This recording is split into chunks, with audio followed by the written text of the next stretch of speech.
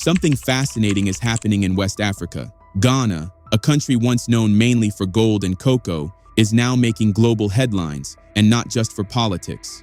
Recently, the world watched in shock as the Ghanaian cedi surged past the mighty US dollar, becoming the world's best-performing currency. And just when the dust was settling, another bombshell dropped. Ghana has discovered a new mineral buried in its soil, tantalum. In a world racing toward green energy and advanced technology, tantalum isn't just any mineral. It's a vital ingredient in everything from electric cars to smartphones, and it could transform Ghana's economy in ways few can imagine. This discovery has the potential to change Ghana's destiny forever. But here's the question that hangs in the air. Does Ghana have what it takes to seize this moment and turn tantalum into true prosperity? Or will this newfound wealth become yet another curse, fueling corruption and conflict like so many resources have across Africa? Let's dive in and find out. Not long ago, a team of brilliant Ghanaian researchers made a discovery that could change everything. Deep in the Bewadze-Mankowadze area, tucked inside the Kibi-Winneba Belt of southern Ghana, they uncovered a new mineral, tantalum. Hidden within an ancient igneous rock called pegmatite, tantalum was found in quantities significant enough to spark serious excitement. This breakthrough didn't happen by chance. It's documented in a scientific paper authored by Dr. Emmanuel Danoba Sunkari, a respected lecturer at the University of Mines and Technology in Tarkwa. He worked alongside Joshua Nkansa, a postdoctoral research fellow at the University of Johannesburg in South Africa, and Salam Jansbaka Adams from the University of Environment and Sustainable Development in Somalia. Together, these researchers have opened a new chapter in Ghana's mineral story, and perhaps its economic future. The team's research went even deeper. They discovered geochemical anomalies concentrated in the southwestern part of their study area, signs pointing toward tantalum hidden underground. This means that future exploration for tantalum should focus right there. And here's the kicker. Pegmatites, the rocks that host this valuable mineral, aren't rare in Ghana. They're spread generously across the south, around places like Iwoya, Biriwa, Winneba, Bewadze, and Mankowadze. But this raises a big question. What exactly is tantalum, and why does it matter so much for Ghana? Tantalum, known by its symbol Ta and atomic number 73, is a shiny, silvery metal with remarkable powers. It resists corrosion, shrugs off chemical attacks below 150 degrees Celsius, and keeps its cool under extreme conditions. This makes it a star player in the modern world. It's used in electronic components, helping smartphones and laptops run smoothly. It's crucial for high-temperature devices like aircraft engines, and it even has life-saving roles in medical and dental applications. For Ghana, tantalum isn't just a mineral. It could be a ticket to economic transformation. Tantalum isn't just a shiny metal, it's a key to the future. It's essential for producing capacitors used in energy-saving technologies like renewable energy systems, electric vehicles, and solar panels. In a world desperate to cut down on fossil fuels and greenhouse gas emissions, tantalum is pure gold, only rarer. If Ghana can harness these tantalum deposits the right way, it could mean a serious boost in foreign exchange earnings. It could also put the country at the heart of the global clean energy revolution. Add in tantalum's uses in high-temperature machinery, advanced electronics, and medical devices, and suddenly, this discovery becomes more than just news. It's a critical opportunity for Ghana's industrial and economic growth. In short, finding tantalum is a huge milestone for Ghana's mineral industry. But now comes the big question. Is Ghana truly ready to handle this resource? To answer that, we need to look back at how Ghana has managed its other treasures. For decades, Ghana has been almost synonymous with gold. There's a reason the country was called the Gold Coast during the colonial era. The land was rich with it. And if we're being honest, compared to many other African nations, Ghana has done pretty well for itself when it comes to gold. Gold hasn't just poured money into the government's coffers. It's created thousands of jobs, sustaining communities and fueling economic progress. Especially in recent times, gold has been a lifeline for Ghana's economy. So the question remains, can Ghana replicate that success story with tantalum? Or will this new treasure bring new challenges? And thanks to the new administration under President Mahama, Ghana's gold sector has been transformed almost overnight. Just a few months ago, the country reported something astonishing: over $3 billion in gold exports during the first quarter of 2025. To put that into perspective, this was a massive leap from the $670 million recorded in the same period of 2023, and a giant jump from the $862 million in 2024. In just 1 year, Ghana more than doubled its gold revenues. How did this happen? It wasn't luck. It was the result of bold new regulations introduced by the government. For decades, Ghana's gold mining industry, like much of Africa, had been dominated by foreign companies from China and Europe. These firms carved out enormous profits, often leaving only crumbs behind for local communities. But President Mahama campaigned on a promise: to take back control of Ghana's gold. He vowed to tackle illegal mining head-on and restructure the entire sector. One of his most decisive moves came just months ago. He signed a new law that changed everything. Under this law, a powerful new state agency was born: Ghana Gold Board. This organization was given exclusive authority to oversee and certify all gold exports. According to the new rules, Gold Board is now the sole buyer, seller, and exporter of all gold produced by Ghana's artisanal and small-scale miners. That means neither local companies nor foreign firms can swoop in to buy up gold directly from small miners anymore. But that's not the end of the story. But President Mahama's reforms didn't stop there. In a bold move, Ghanaian authorities announced that all foreigners, including Western and Chinese investors, are banned from buying and selling gold directly in Ghana's gold market. Foreign companies are still allowed to operate in the country, but under the new rules, they can only apply to buy or offtake gold through Ghana Gold Board. In simple terms, these companies can stay, but their activities are now firmly under government control. And there was another game-changing rule. From May 21st onward, every ounce of gold bought in Ghana must be purchased with a license from the new Ghana Gold Board. That's a major shakeup because the old licenses issued by the Precious Minerals Marketing Company, the agency that used to handle Ghana's mineral trade, are no longer valid. Anyone caught trading gold without the new license now faces criminal charges. It's the strict enforcement of this law that's turned Ghana's gold industry upside down, in a good way. And the results speak for themselves. This sweeping change sent ripples through the economy. Inflation cooled, the local currency strengthened, and confidence surged. Given all this momentum, many are now asking, could this same decisive leadership help Ghana harness its new treasure, Tantalum, and turn it into the country's next big success story? Only time will tell. Now, as we've seen, Ghana's discovery of Tantalum isn't just a win for one country. It's a critical opportunity for Ghana's industrial and economic growth. But here's the bigger picture. This discovery could open the floodgates for more exploration across Africa, a continent already famed for its hidden mineral wealth. Beneath Africa's vast landscapes lie geological formations still waiting to tell their secrets. And Tantalum might just be one of them. The signs are there. Countries like the Democratic Republic of Congo, Rwanda, and Nigeria are already rich in minerals like coltan, a key source of tantalum. These regions, especially where pegmatite rock formations exist, could hold untapped reserves of this valuable metal, just waiting to be unearthed. Imagine the possibilities. If exploration expands, it could help diversify Africa's mineral exports and breathe new life into local economies. And the timing couldn't be better. The world's appetite for critical minerals like tantalum is exploding, driven by the race toward clean energy technologies and the digital revolution.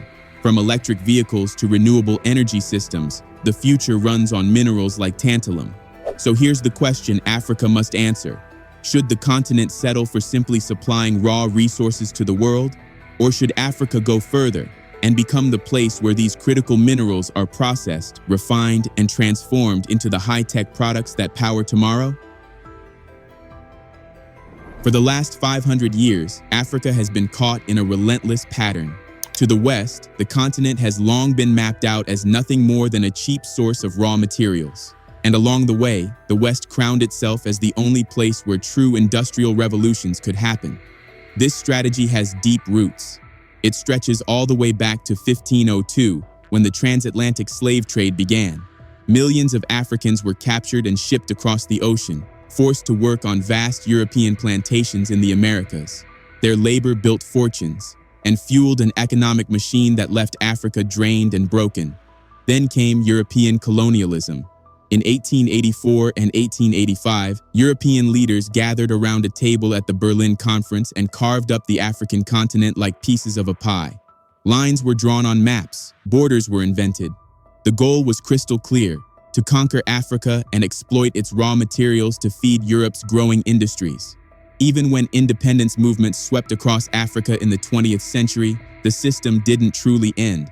The colonial rulers packed up their flags and soldiers, but left behind agreements and pacts designed to keep the resources flowing. Former colonial powers like France made sure they could still tap into Africa's wealth, using economic and political pressure to keep the old pipelines open. The names and faces may have changed, but the system remained the same. So now, as Ghana discovers tantalum and the world races into a new green and digital future, the question is more urgent than ever. Will Africa finally break free from being just a supplier of raw materials, or will history repeat itself once again? But here's the brutal truth. The West's hunger for Africa's raw materials isn't just about business, it's about power. That's why countries like France and the United States have a long history of interfering in African politics. When African leaders refused to play along, when they dared to say no to exploitation, the consequences were often deadly. Over the decades, there have been coups, assassinations, and puppet regimes propped up to keep the flow of resources secure for foreign interests. This is one of the reasons why so many African countries have suffered under what's known as the resource curse, a cruel paradox where nations bursting with wealth beneath their soil remain trapped in poverty and underdevelopment. It's a bitter irony. Africa is blessed with staggering mineral riches, the very resources Europe and the West desperately need for their industries, their technologies, and now, their green energy transitions. Strategically, Africa should be the one holding the cards. As Julius Malema, leader of South Africa's economic freedom fighters, once thundered in a speech, Africa doesn't need the West. Instead, the West needs Africa. And he's absolutely right. So the question facing Africa today is this: will the continent finally seize its power, or let history repeat itself once again at its expense?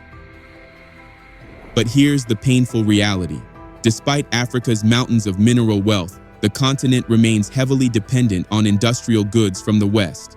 The reasons are many: a lack of infrastructure, corruption, and a global economic system tilted against African nations. So what happens? Africa's precious raw materials are shipped out at bargain prices to European countries that have the factories, technology, and capital to turn them into finished goods. Then those same goods come flooding back into Africa, sold at sky-high prices. It's a vicious cycle, and it's one of the biggest reasons why Africa, despite its riches, is still labeled the poorest continent in the world. For decades, this was simply the way things were. But around the early 2000s, a new wave of African leaders began to push back.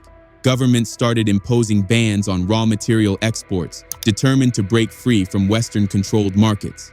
They began talking seriously about adding value to Africa's own minerals, crops, and forest resources, right here on the continent.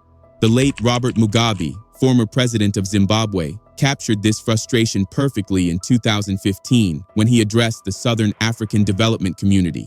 If we remain exporters of raw materials, we will never go anywhere while other economies flourish.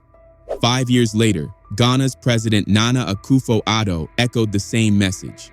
Standing before an audience in Switzerland, he declared, "There can be no future prosperity for the Ghanaian people in the short, medium, or long term if we continue to maintain economic structures that are dependent on the production and export of raw materials." Their words ring louder than ever today. The question is, will Africa finally flip the script or remain trapped in the same old story? Now, in recent times, the conversation has shifted once again.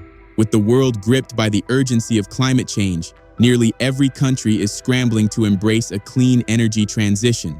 And once again, global eyes are turning toward Africa. Because beneath African soil lies a new kind of gold, the minerals essential for building the future. From lithium-rich rocks in Zimbabwe to vast deposits of cobalt in the Democratic Republic of the Congo, these resources have become the lifeblood of green technologies, powering electric vehicles, solar panels, and the batteries that will keep the lights on in a fossil-free world. Global demand for these minerals is skyrocketing, but instead of simply ramping up exports to meet the world's hunger, some African governments are choosing a different path. They're saying no more. Take Malawi, for example.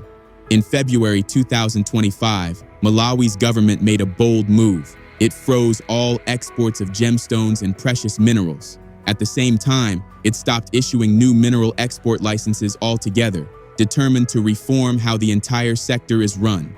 Malawi, a country tucked in southern Africa, is blessed with significant mineral riches: uranium, rubies, sapphires. Yet, like so many of its neighbors, it has struggled to translate that natural wealth into real benefits for its people. And that's exactly why Malawi's leaders decided to draw a line in the sand. They're no longer willing to watch their treasures flow out of the country only to see their people remain trapped in poverty.